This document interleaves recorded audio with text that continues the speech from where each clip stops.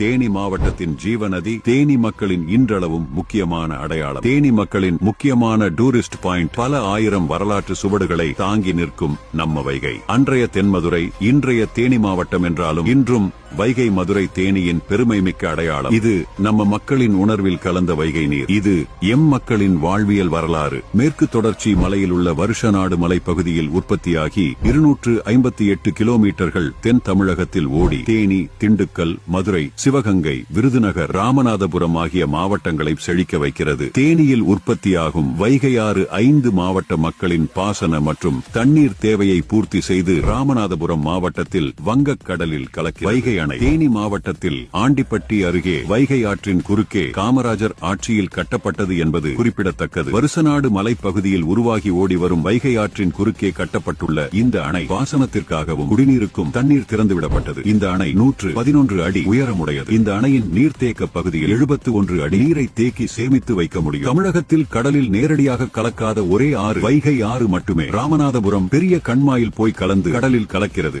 வைகை அணையின் இருபுறமும் சுற்றுலா பயணிகள் வந்து செல்ல வசதி